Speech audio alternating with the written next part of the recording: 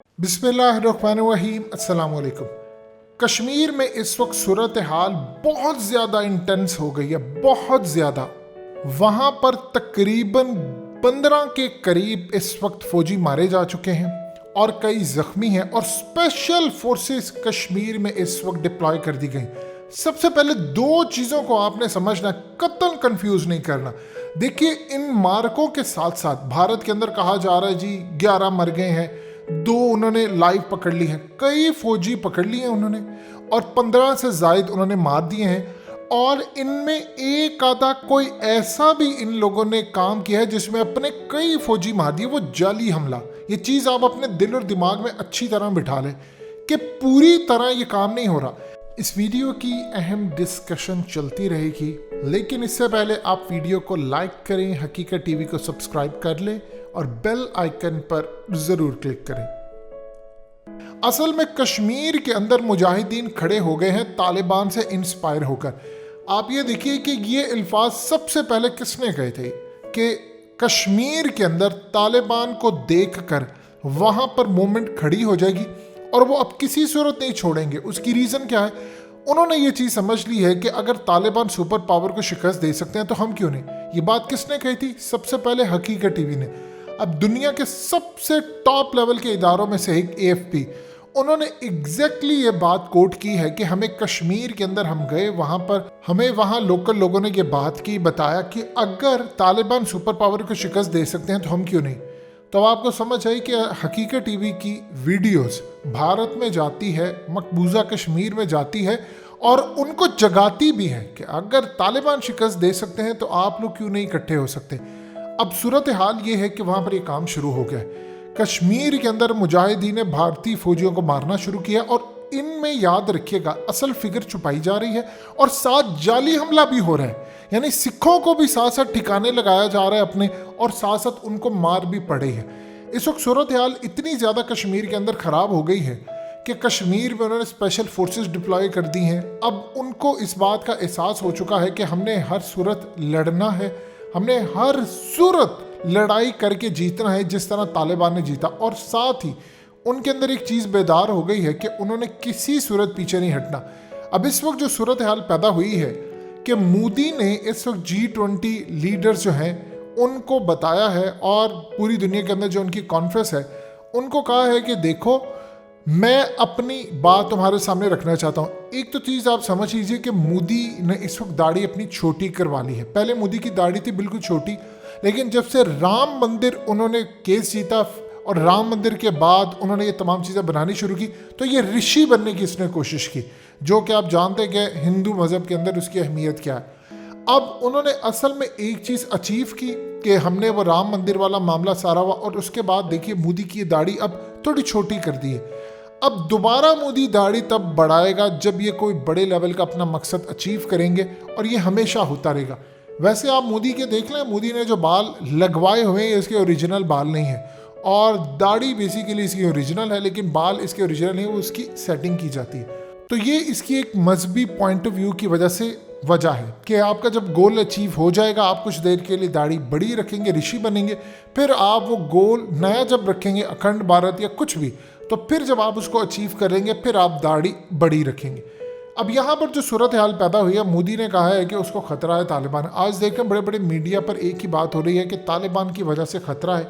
जब से अनस हक्कानी सुल्तान महमूद गजनवी की कब्र पर फातिहा खानी उन्होंने जाकर की, तब से इनको तकलीफ है कि गजवा इनका काम होने ही वाला है। अब असल में तालिबान चाहें या ना चाहें, वो कश्मीर में जाएं या ना चाहें, वो अभी बेवकूफ़ नहीं है, लेकिन मूवमेंट वहाँ पर शुरू हो गई है। एक बात आप अच्छी तरह समझ लें कश्मीर की, कि कश्मीर के मामले के अंदर अगर कश्मीरी एक काम पर अड़े रहें, यानी वो लगातार लड़ते रहें तब उनकी फतह है। जिस तरह तालिबान ने, अगर आप ये सोचेंगे कि आपने कुछ अरसा लड़ाई की है फिर आप बैकफुट पर चले गए, ऐसा नहीं होगा। आप लड़ते रहे। देखिए, अगर अमरीकी शिकस्त खा गए हैं तो भारतीय तो किसी खेत के मूली नहीं है, आपको खुद लड़ना होगा। आपको हर लिहाज से, हम पर तो FATF के बड़े मामलात ख़राब हो गए, आपको रेजिस्टेंस शो करनी है। तालिबान ने बाहर से किसी से मदद नहीं मांगी, वो खुद लड़े थे, आपको लड़ना होगा। अब यहाँ पर सूरत हाल है कि भारत को गज़वा हिंद का है शदीद खतरा, इतना खतरा देखिए पहले था प्रोपेगेंडा, ये बात समझिए, उनके मीडिया पर गुफ्तगू हो रही, अब रियल में उनको खतरा है। अब नवंबर में इन्होंने अफगानिस्तान के ऊपर पूरे का पूरा एक इजलास बुलाया है और इसमें मोहिद यूसुफ NSA जो पाकिस्तान के है नेशनल सिक्योरिटी एडवाइज़र, वो जा रहे हैं अजीत डोवल से मिलने, साथ में रशिया को भी बुलाया। वहाँ पर पहली मर्तबा, अब बहुत सारे लोग ये कहेंगे कि पाकिस्तान को जाना नहीं चाहिए, बिल्कुल भी नहीं, हमें इंडिया का अब दिमाग रीड करना है। इंडिया असल में वहाँ पर सूरत हाल कुछ रखने वाला है आपके सामने। पहली मर्तबा इंडिया वहाँ पर ग़ज़वा हिंद के हवाले से चीज़ें रखेगा कि उसको ख़तरा है। देखिए पहले किताबों की हद तक था, बातों की हद तक था, अब उनको इस चीज़ का एहसास हो चला है कि तालिबान की जीत के बाद कश्मीरियों को ये बात समझ आ गई है कि हम लड़ेंगे तो हम जीत जाएंगे। अब वहाँ पर जो मूवमेंट उठ रही है, उनको एक चीज़ का भी एहसास हो गया है कि तालिबान ने 40 साल में 2 सुपर पावर को शिकस्त दी है। ऐसे अगर हम टाइम देखें तो 20 साल अमेरिका और तकरीबन 10 साल रशिया, तो ये वैसे ओवरऑल बनते हैं 30 साल। लेकिन अगर ड्यूरेशन पूरा देखें तो बीच में लड़ाइयाँ, खाना जंगी है वो। 1992 तक सोवियत बैट जो पपिट हुकूमत थी उसको तालिबान ने, मुजाहिदीन ने उसका तख्ता उल्टा। 1994 में मुल्ला उमर आ गए। अब सूरत हाल ये है कि तालिबान ने फिर तख्ता उल्टा है। ये 1-1.5 साल तक आप देखेंगे तालिबान सेटल हो जाएंगे यहाँ पर। फिर उसके बाद उन्होंने ऑलरेडी कहा है कि हम कश्मीर से लेकर फ़लस्तीन तक सबकी हिमायत करेंगे और भारत को ये बात अच्छी तरह पता है कि जिन फ़ौजों का जिक्र है वो इसी एरिया में है, अफ़गानिस्तान में है, खुरासान की।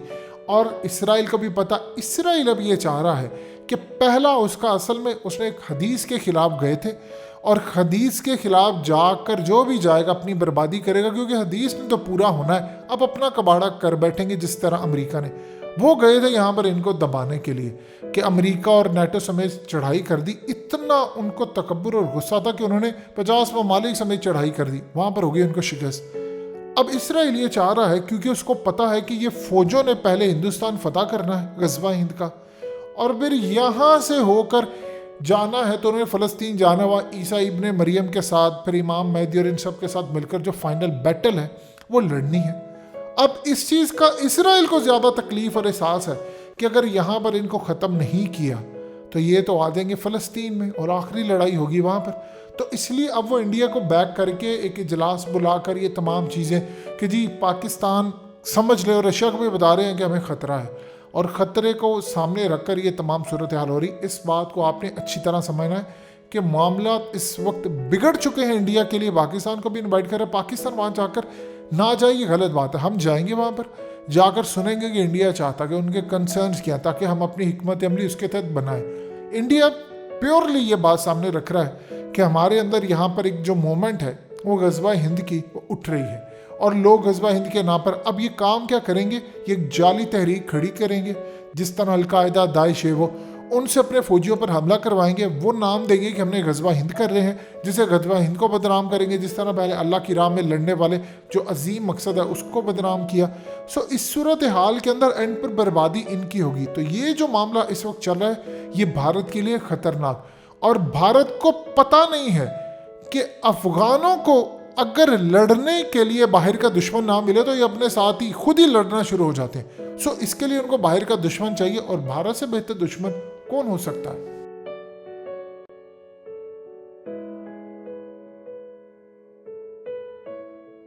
हकीकत टीवी को सब्सक्राइब करना मत भूलें, वीडियो को लाइक करें, शेयर करें और कमेंट सेक्शन में अपनी राय का इजहार ज़रूर करें।